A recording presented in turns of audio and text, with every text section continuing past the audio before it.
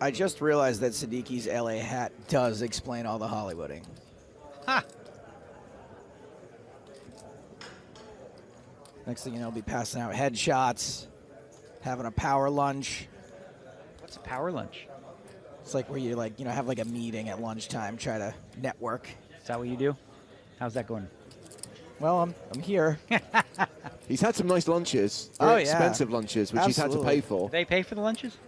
If you're the person on the low end of the totem pole, you're supposed to offer. So do you offer and just pray that they say no? Pretty much. I got it.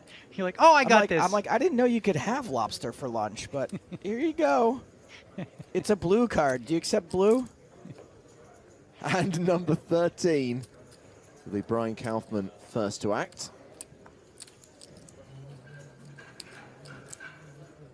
The antes are in, the blinds are posted. I tell you, it's rare to see the chip stacks so close. I mean, from first all the way to fifth right now, just a 14 blind separation. And then, of course, you have Sadiki at the bottom with 11. Really, creates some interesting dynamics where everyone's like, I don't want to be the next one to go. Daniel's played a lot of poker. James and I have watched a lot of poker, and what tends to happen in these situations is no one wants to go out first, but when it starts happening, it's bing, bing, bing, and then we've got some pretty decent-sized stacks. Bing, bam, boom. That's right, and a battle ensues. Bada bing, bada boom. You get a mini bust-out bonanza. Hey. Sorrentino has raised here with King 9. He's made it 525,000. Sadiki finds himself dominated once again. So Sorrentino's really, he's taking advantage of what he's seeing. You always have to be perceptive as a poker player. He notices, you know what? People are playing really tight right now. So I'm going to go ahead and steal. I'm going to pick up 2 big blinds. I'm going to pick up the blinds and antes and keep pushing them around. If they pick up a big hand and raise me, fine, I'll just fold.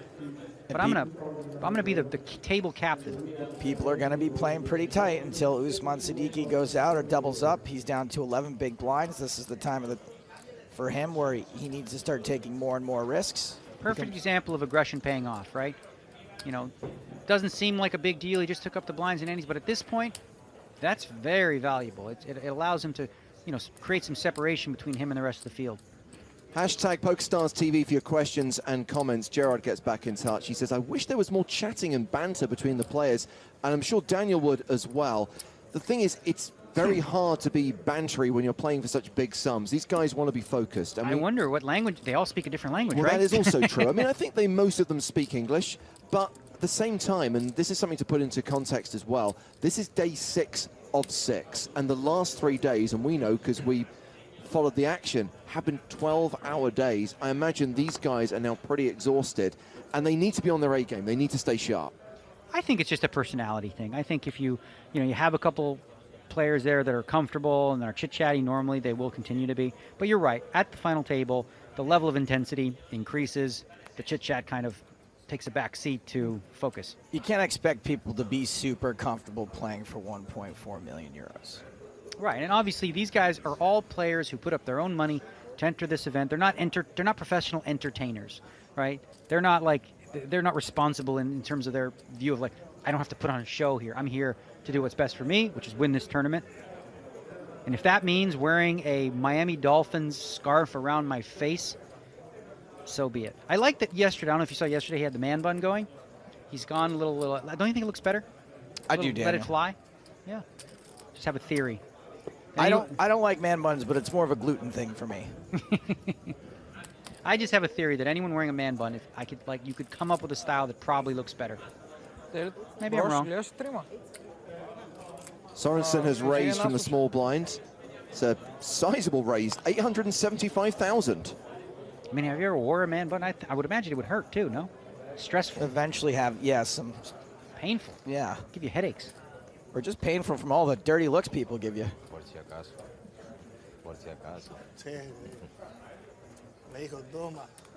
So we've been running our competition here on PokerStars TV, giving away W-Coop satellite tickets. Thanks to everyone who entered yesterday's contest. We are going to have another competition today. There will be more chances for you to win, but congratulations to these 5 PokerStars players. Rinkin at 8, Kenny, Ognarasin, Kit Kat, and Pedro. You will all receive $55 W-Coop satellite tickets, and you will go into the big draw to win a Prague package. You could be playing in the National Championship event in Prague just before Christmas. So details of today's contest coming soon. Break me off with that piece of that PokerStars prize. Action here on Andre Akari. Ace-King. Well, this is a spot where Andre's hoping to get some action, specifically from a hand like Ace-Queen, Ace-Jack, or even, you know, someone with Ace-9 who just decides enough's enough. Siddiqui doesn't need too big of a hand to get in. That's not going to do it. So Andre's made it 550,000. All right, minimal Hollywood, nothing problematic there. Sebastian Sorensen on the button. Passes. Brian Kaufman is the small blind in this hand. He folds the 9-5. Raffaele Sorrentino is in the big blind. Pretty easy fold so far. Sorrentino has pocket threes. 550. Well, this is a spot where I think Sorrentino's just going to call. A hand like 2 3s, it's usually pretty easy to play after the flop, right? If you catch a 3, bingo, you're in great shape. If you don't catch a 3, there's usually overcards, and it's a pretty easy fold most of the time. No set, no bet. There you go. Now, they're a little too deep, meaning you're looking at the chip leader and second chip leader. It's a little too deep to get it all in before the flop. But if the flop comes like King 8-3, that could be the end of Andre. This is one of those flops Daniel was talking about. Should be pretty easy for Sorrentino to get away from. 3 over cards. He does not even have a spade in his hand. Yeah, you've got 2 red 3s. It comes like that. No big deal. Easy fold. Even if you get bluffed occasionally, so what? Continuation bet from Andre Akari. He raised before the flop. He bets the flop. 475,000 into a pot of 1.375 million and a fold from Sorrentino. Andre shows the Ace-King. You know, in my opinion, I'd rather, when I have 2 red 3s, have the flop come like that than it come like King, Jack, 3. Excuse me, not 3, sorry. Excuse me. King, Jack, 4, let's go with that. Yeah, exactly. So still pretty tight at the top between Akari and Sorrentino. Andre with the slight lead right now. Osman Siddiqui still the low man at the table. 11 big blinds, 45 minutes left to run on this level. What I was trying to say there, them flopping some kind of draw, like some kind of, you know. Like a Jack 9-6 board or something. Just something where, like, you can convince yourself to call one time, you know, where it comes like 2-4 or something, you know, and you're like, oh, I can pick up a straight draw on the turn. Maybe I'd say definitely for, like, you know, for beginning players and novice players. That's me, obviously. Yeah, that, you know, that can be, there can be a lot of tough spots with those small pairs to continue. As you get more experience and you know what flop textures are good for the hand. Like if it comes 3, like deuce, deuce, 6, that's a pretty good flop for 2 3s. Because if your opponent raised before the flop, that means he either had you beat already. Flop I don't want. Well, that's a decent flop. I believe you. Don't get me wrong. It's just I'd rather have like a fold. Make it easy. I can be I either want to flop quads, 4 of a kind, or nothing. See ya. Yeah. Joe, that's what we call, it's a new term I'm going to give you. It's called exploitable. Yeah. Siddiqui just not getting the cards right now. Jack 4, that goes in the muck.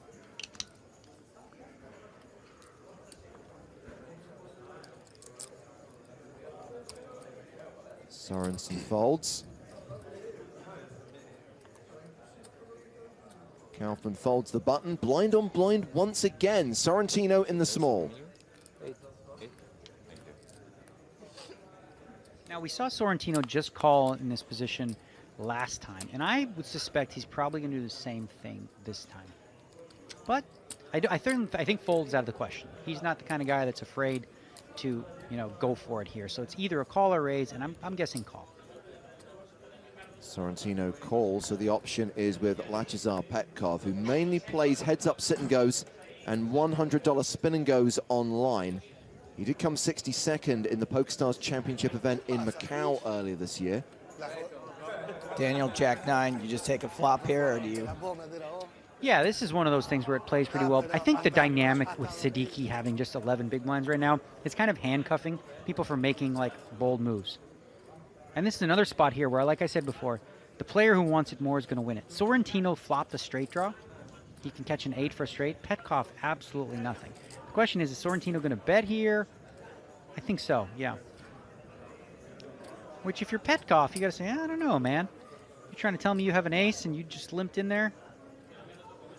But what can he do, though? You just have, yeah. You can bluff, but probably wait for a better situation. So Sorrentino with the worst hand, you saw he was only 25% to win, right? Now it's 100% because he showed aggression. And that's the common theme in the last 30 minutes of what we've seen from Sorrentino. A willingness to be more aggressive than his opponents.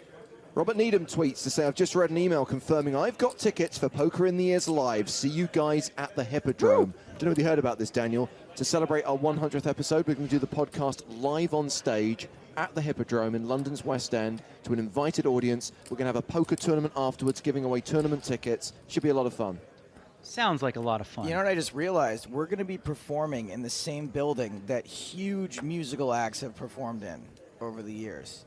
Tuesday, the 26th of September. If you are a UK player, you can get your tickets for free via the reward store on PokerStars.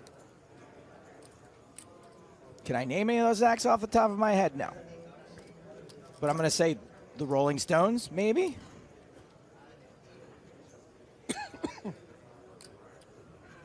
So now Siddiqui, right? 11 bigs, queen 10 offsuit. Doesn't look like a great hand, but look at the garbage he's been getting before that. 6 deuce, jack 4. He's looking at this hand thinking, man, I might not get a better hand than this. So this could be a situation where he decides to... He's only got one move right now. It's just all in or nothing. And this is a situation that's pretty close. You could argue both sides. I think because of the chip stacks sitting the way they are, I like an all-in. I like going for it. Gamble it up. Our opponents are playing pretty tight. You know, they're not going to... For example, Sorensen wouldn't have called with Jack 9 suited.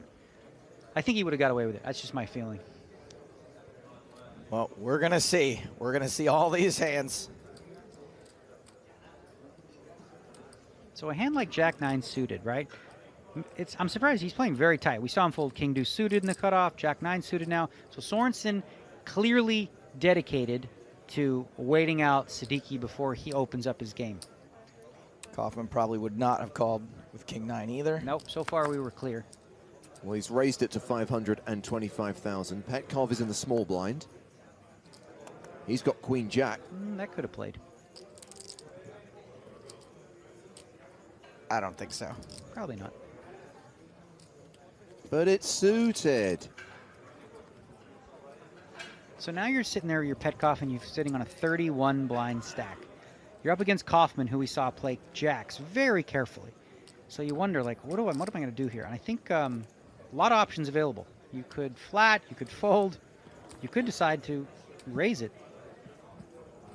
But if you raise it, you're putting yourself in a really bad spot if he moves all in.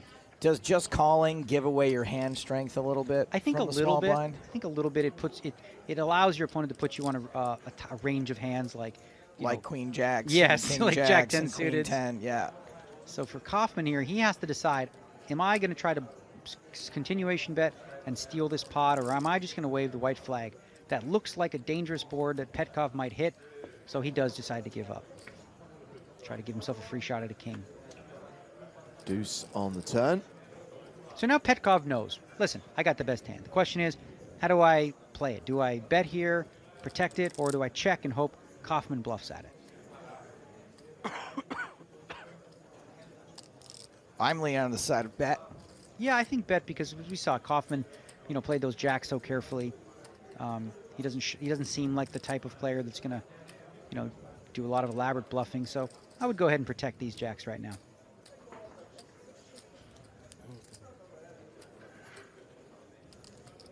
$650,000.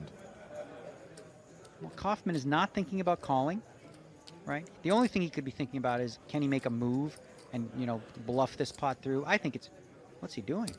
He's going to make he called? Yes. What the? Okay, Daniel, because this is a little confusing. Is he calling because he thinks King High might be the best hand, or is that a float and he's going to try to bluff the river? That's such a risky, strange play from Kaufman to just call here. I can't imagine he thinks King High is good. When Petrov calls in the small blind, He represents a pretty strong range. Now the aces come. This is an interesting card, though, right? Because Petkov might be a little bit worried. He might check, and then Kaufman can legitimately bluff at this. If Petkov checks here, Kaufman must bluff at this ace. You know, the question is, will he? If he doesn't bluff at this ace, then this was a very poorly played hand by Kaufman. If he does bluff at it, it ends up looking like genius, but wow. There's the check from Petkov.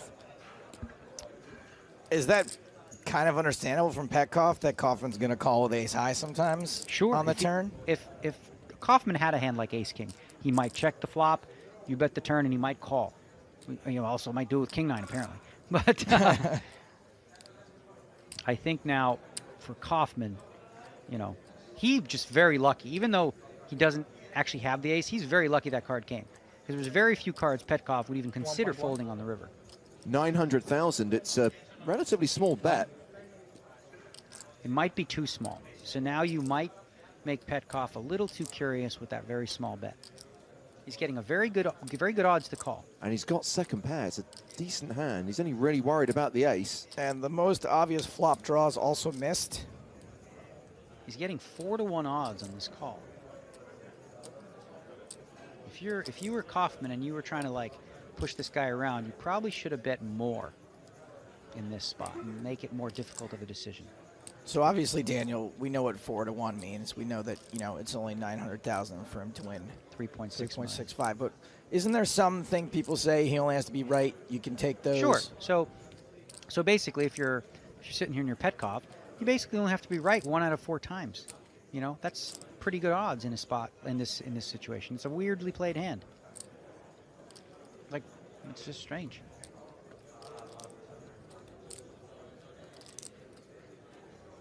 So now Petkov is going through all the possible hands. Okay, so Kaufman raised before the flop. Got it. So now I checked. He checked back.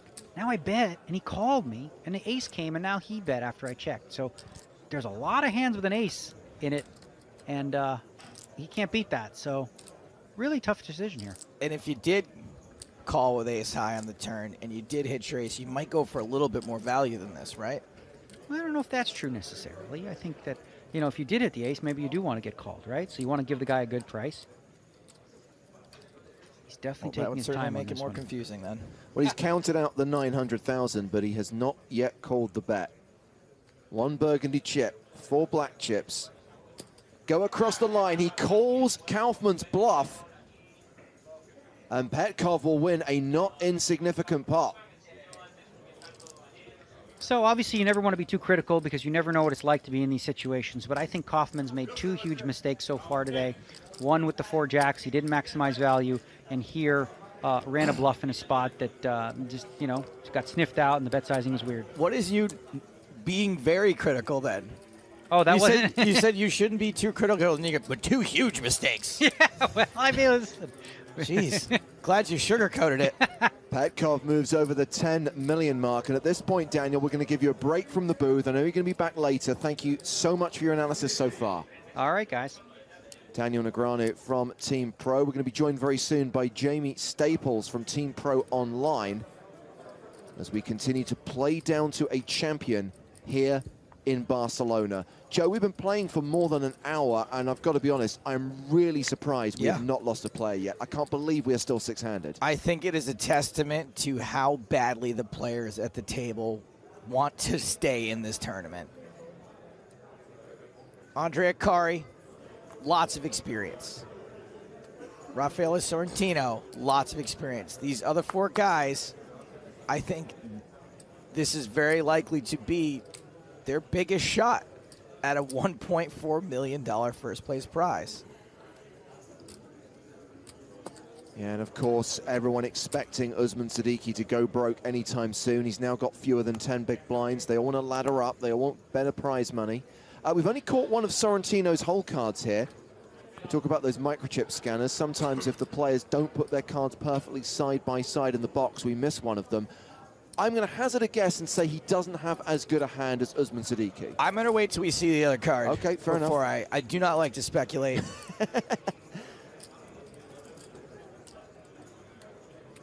Siddiqui finally with a hand.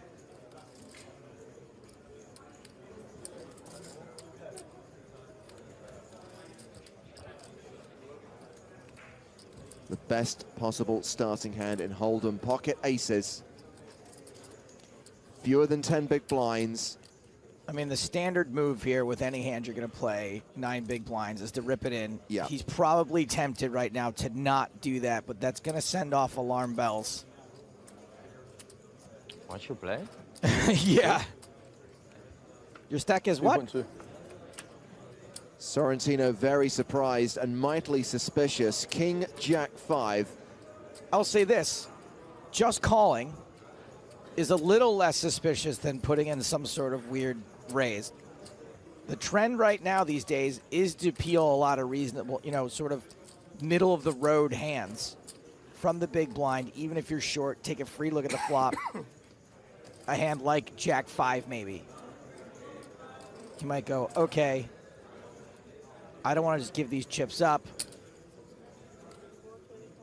Sorrentino continuing. Following up that pre-flop raise with a bet on the flop. Does Sadiki get it in now?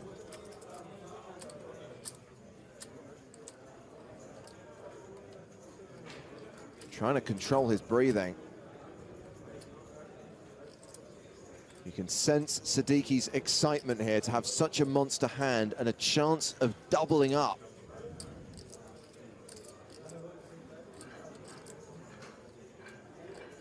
I think when he dwells this long, it's better to move all in.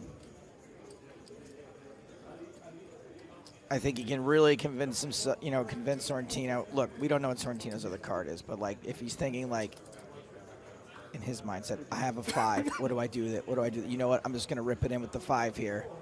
That's something you would consider for a long time. Wow, he just calls. Just a call. Like I don't know in what conceivable universe that he just calls with a bad hand. And improves to top set on the turn.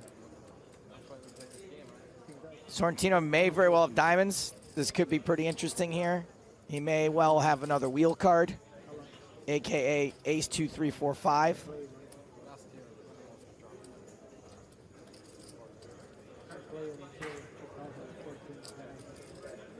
Sadiki checks. And Sorrentino's got to be awfully suspicious about the way Sadiki's playing this hand. Yeah, like what's he going to get him to fold now? Sorrentino does not fire again. He checks behind. This hand goes to the river, which is the 3 of diamonds. So now we really want to know what Sorrentino's other card is, because if it's a diamond, he has just sucked out on Sadiki. He has just got there on the river. And there is no way that Sadiki is ever folding a set of aces with most of his chips already in the pot. Somebody get Chiquita in here because this is bananas.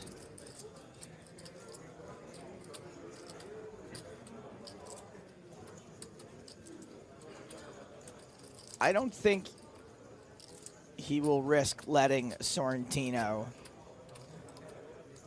check behind. It's really hard with Sadiki having the other 2 aces in the deck for Sorrentino to have something that he can really love in this spot, other than a flush, other than a straight. And those 2 hands are very difficult to make. We know it's entirely possible that Sorrentino could have either one of those 2 hands.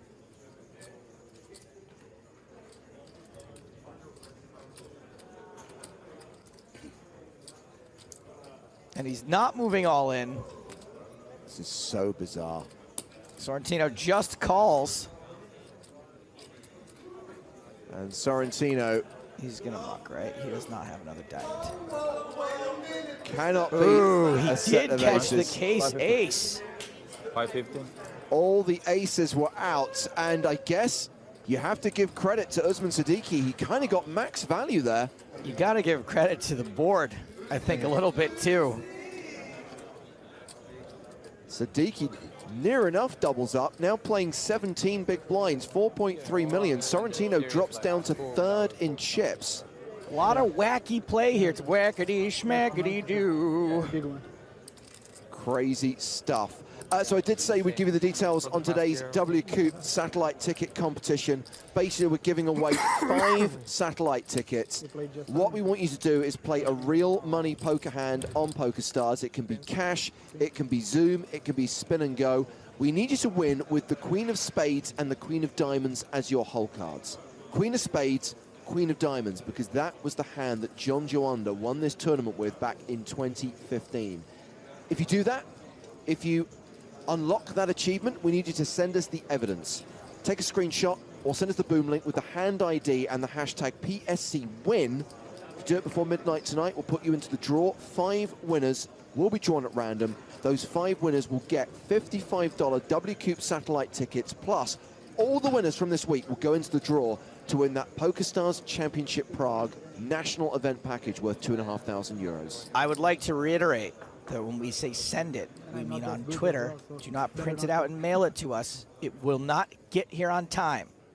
It's Sunday, and it's Spain.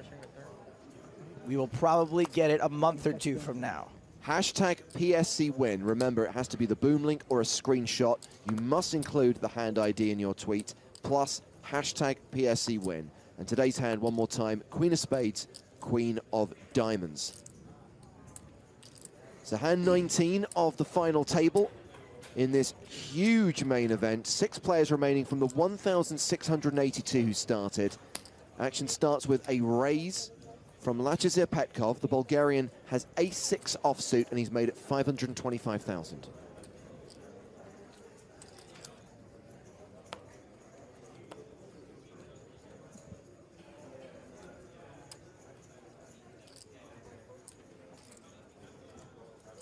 Lachazar of the Hill people. Sebastian Sorensen in the big blind with 7-5. He's closing the action. He knows that there's no one that can raise after him. He might be tempted to call here. Better if it's suited, but he can make some fun stuff happen with 7-5. Of course, he does have the option to raise. And he is going to exercise that option. Wow. Maybe everyone's getting a little bit bored. They're fed up with waiting out players, and it's like, right, let's play some poker.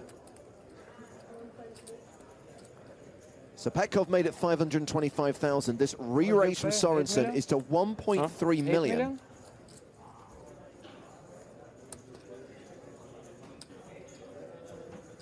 I mean, this is a pretty good read from Sorensen. And, hey, this could be an even better read by Petkov.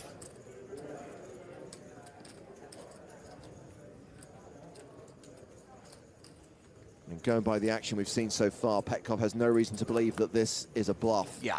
I don't blame him for folding ace-6 there. So a strong play by Sorensen, hovering around the 9 million mark, 4th in chips overall with roughly 35 big blinds. Still 26 minutes to run on this level until the blinds go up. Usman now up to 20 big blinds and pretty much tied with Brian Kaufman on the leaderboard. Our next guest commentator in the booth, a member of Team PokerStars Pro Online. You've seen his Twitch streams, you've seen his vlogs on YouTube. He is Jamie Staples. How's it going, guys? Final Jamie. table hype. Absolutely. Still 6 players, Jamie. Somehow we played this long without an elimination. The last time I was here, Andre Akari had about 7 big blinds. Well, he went down to 5 big blinds. I'm so excited. You actually said he was going to find the queens and double up. It was kings. Kings. So way to be Oh, wrong, shoot. idiot. Missed it. Well, talking of pairs, pocket 6s here for Usman Siddiqui. Andre Akari has raised to 550,000 with Jack-8 of spades. Siddiqui with a 20 big blind stack, Jamie. What would you be doing here with 6s? I would be shoving here. It depends on, is Akari playing aggressively? 6s is really quite a borderline hand.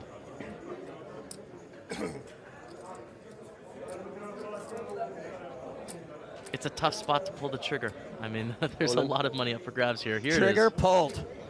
He is presented with the red triangle that denotes he is all in.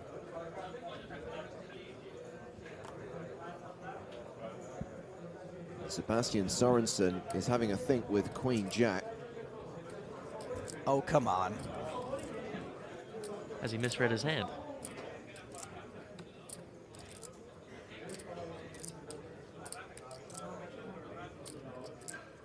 I do think it's perfectly reasonable for everyone to think about every decision and just, even if you know what you're going to do right away. Wow. Whoa. Not much thinking required when it's ace-king suited. Reshove from Brian Kaufman with the ace-king. Everyone else has folded. The cards go on their backs, and this is a coin flip. Sixes. It's what we call a race. It's 50-50 between the pocket pair and the two overcards. One of the two hands has a slight mathematical advantage. The two sixes, kind of like Care Bears versus My Little Pony. So just to be clear, the triangle is against Siddiqui. He's the player at risk here, but if Kaufman loses, if sixes hold, Kaufman will be left with one big blind, just 425,000 chips. Oh. Jamie Care Bears, My Little Pony. Real quick. Care Bears. Correct. Pocket sixes. Care Bears. Lorgo al floor.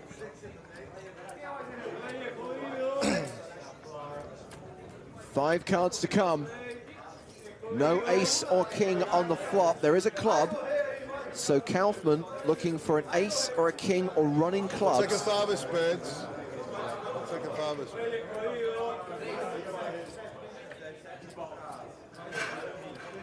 There's a king on the turn, and now Usman Siddiqui has 1 foot out of the door. He will be eliminated in 6th place unless he hits a 6 on the river. He has 2 outs. Got to be the 6 of clubs or the 6 of spades, or we're down to 5. Queen on the river, he is out. He cashes for 252,000 euros. The last remaining Brit is gone. 5 players now remain. Usman is Usman. And Brian Kaufman has gone from 5th on the leaderboard to top of the leaderboard. He's now the chip leader with 11.6 million. And that changes the dynamic here quite a bit. Everyone was waiting for Siddiqui to go out. Well, that's happened now. There is no more legit short stack anymore. There's a short S stack, belongs to Sebastian Sorensen, but there is no player that you can just sit back and wait for now. These guys are going to have to play some pots. This is going to be super interesting. No clear leader. I expect someone to break out of the pack in the next hour. So finally, the first elimination of the day, and it will not be the last. And by that, I mean over the course of the next 15 minutes towards the end of this level, and during the course of the first half of the next level, expect to see more bust outs. Look at that. Kaufman and Akari with between 40 and 45 big blinds. The other guys all around the 35 to 39 big blind mark. It's very close. And yes, the blinds will go up in 16 minutes' time. We'll take our first break of the day, and then when we come back, the blinds will be up. Thank you. No pair, right? No pair. And despite the fact that Daniel Negreanu said Brian Kaufman made 2 huge mistakes so far in this tournament, he is at the top of the leaderboard.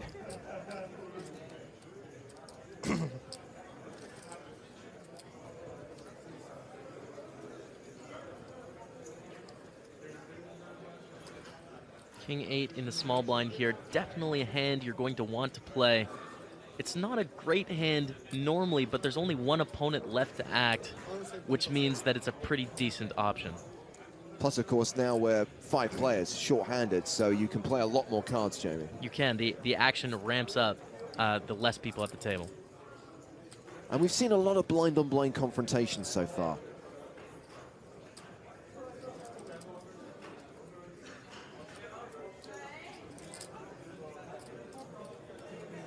Well, Sorrentino decides to just call. Petkov with the option in the big blind. You can check, see a free flop, or you can raise. Jack 9 of diamonds is probably my favorite starting hand, after aces, obviously. It's such a pretty holding. The weird thing is Jack 9 of diamonds is James' favorite starting hand. Jack 9 of clubs, his least favorite.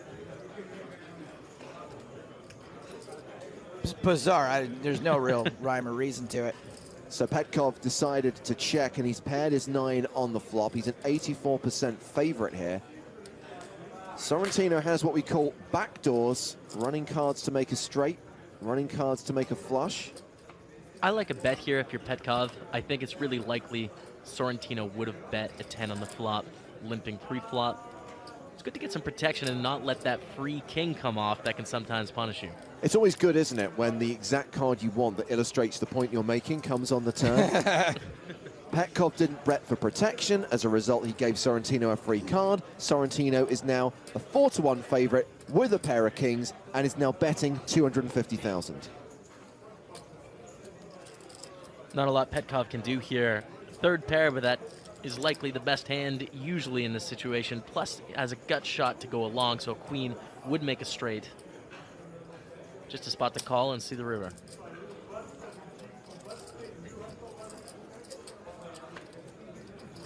On the river card is another 9. So Petkov improves to trip 9s. What a swinging hand, and Sorrentino's got to think he has the best hand here. Now the question is it better to play with a check and maybe catch a bluff from Petkov, or to bet yourself? Now he's going to find out in a second here that his king is not the best hand. If you bet yourself, you do open yourself up to getting bluffed, but sometimes you want that to happen.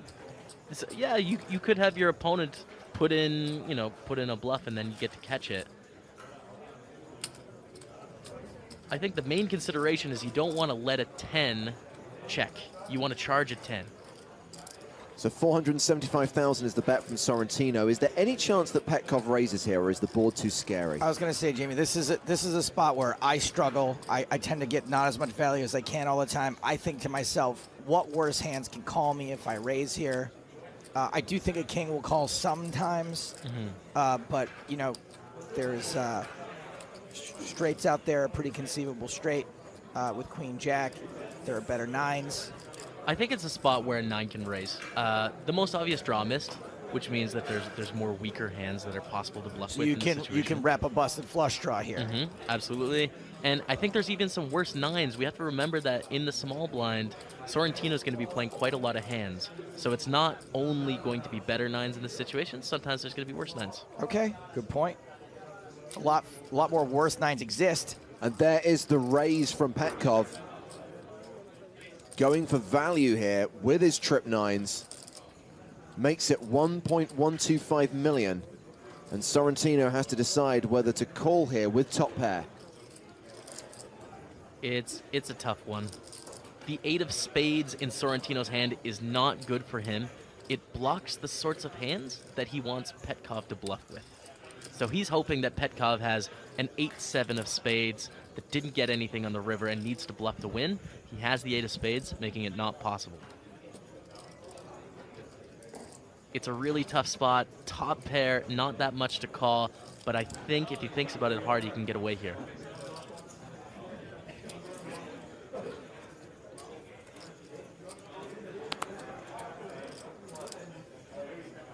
Sorrentino has looked back at his cards.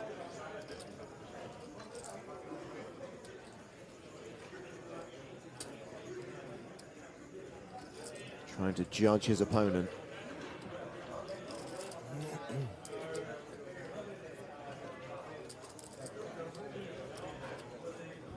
Looking for physical tells, obviously, but also thinking to himself, are you capable of bluffing in this spot? And he comes to the conclusion that you are bluffing here way less often than you are making a value raise, and pitches them into the muck.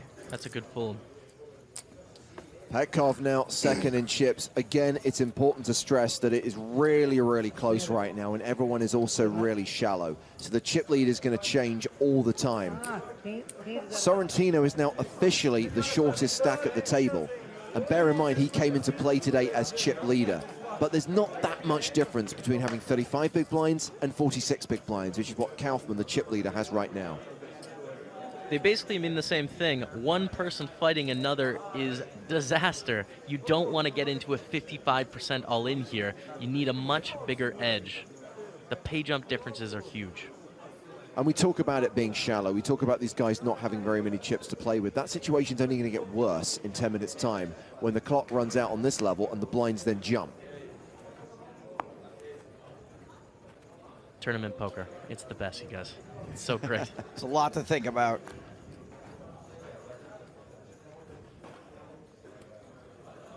So Kaufman with King 10. Technically the chip leader. Raises here to 525,000. Sorrentino folds the button. Petkov in the small blind. This is the shallowest I can remember one of our tournaments being in a long time, five-handed. And, you know, again, just to reiterate, shallowest meaning that just not a lot of chips in play. It's been a battle. Huge field out there this week. So 7-5 suited in the small blind, sitting on 10 million chips. 12. How much do you play? 12? It is an interesting opportunity to put in a 3-bet here. It's scary. I don't think I have the heart to do it, but There hasn't been a lot of horsing around. Pretty straightforward stuff, even more than like tight, just bona fide tight play. I think we saw one funky 3-bet from Sorensen, and that's about it. Here we go. Funky 3-bet alert. And I just wonder if part of this has to do with the fact that the stream is catching up. 10.4. absolutely. Something like That is another dimension today, being able to see the whole cards after the delay. Get some reads on your 10.5, opponents. 10.6. Now 11.5. You know, word is reaching the players how tight everyone's playing. Thank you. I And don't now have to count now. They're opening their game up. It's okay. The re-raise gets through. Kaufman, by the way, online qualifier from Uruguay, exclusively a tournament player, made it to the final table a few days ago of the biggest live tournament in PokerStars history, finishing 8th in a field of 4,557 entries. That was the PokerStars National Championship here in Barcelona.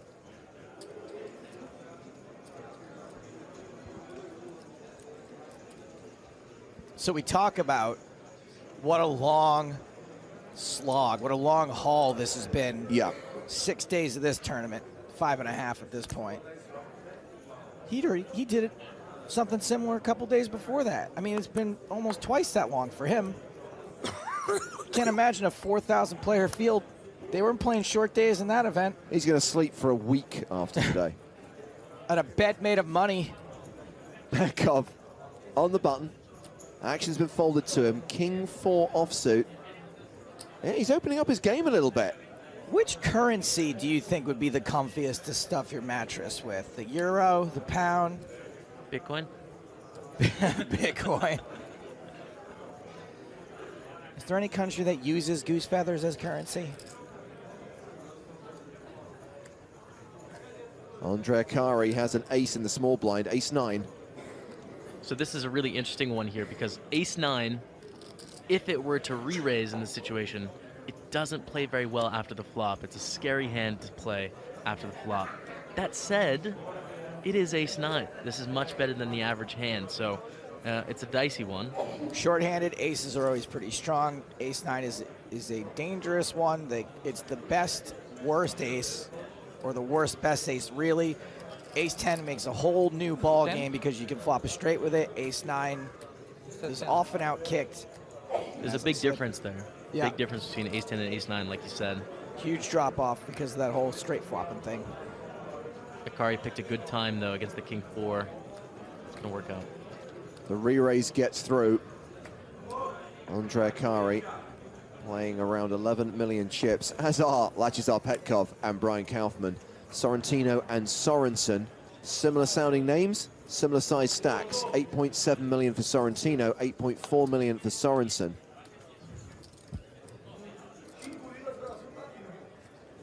I mean, even though you see an almost 3 million chip difference between Petkov and Sorensen, that is not a lot of big blinds. Just 5 minutes to go until the end of this level and the first break of the day. Also, just to give you guys some perspective, each of these players you see sitting in front of you with 11 million in chips, 8 million in chips, they all started with 30,000 chips. See, that's the thing. It's like a tombstone is really what you're sitting on. You're sitting on a bunch of graves. That's right. Of players that have Built been destroyed. On the backs of other fallen players. My 5K's in there. It's on that table. Jamie's somewhere. 30,000 chips are somewhere spread amongst this table. In fact, look, it's if I count up 1, 2, it's that one there. Right. That's yours, Jamie. 7-6 of clubs, suited connectors for Petkov, and he is raising 525,000. Andre Akari has folded. Sebastian Sorensen in the small blind with 8-7. Finkel is Einhorn. Einhorn is Finkel. Okay. This is pretty weird. 8-7 offsuit is not a great hand. I'm not sure why Sorensen's choosing to call this one in the small blind. A little bit surprising to me. Now, it is a good situation here in that he's up against 7-6. Somehow he's dominating, and somehow he flops an open-ended straight draw. Queen 10-9 on the flop. Action on Sorensen. Now, Jamie, even though this is an open-ended straight draw, it's not a great one, right? It isn't, no, because if a jack comes making the straight, any king beats that straight, and it's fairly obvious there's 4 to a straight on the board. So it's not the strongest straight draw. That said, if we take a step back and we think from Petkov's position here, when he sees a call in the small blind, that usually smashes this board. A lot of king queens, king jacks, jack 10 type hands. Queen 9, jack 9. Just, I mean, it's really hard typically in the small blind to not have a pair or a draw on this board. And Sorensen is not playing in flow. He did not check to the razor. He leads for 950,000. Petkov is sitting there with just 7 high. Pretty easy fold. That was a move. That's what Sorensen just did. He pulled a move straight up. I think that move, I mean, you're going to get better hands to call most of the time, though. And it doesn't look like we're going to squeeze in one more hand. The clock has ticked down to 0, and it's time for the players to take the first break of the day. Well, that was a decent session. We saw some very interesting action, but crucially only one elimination. When we come back, the blinds go to 150,000, 300,000. Look at the big stack, 36 big blinds. The short stack, 28 big blinds. Pretty close and incredibly shallow. So expect to see more eliminations when we come back from the break and those blinds go up. The next session is going to be around 2 hours and 15 minutes of continuous action as we continue to play cards up towards a champion here in Barcelona at the PokerStars Championship main event.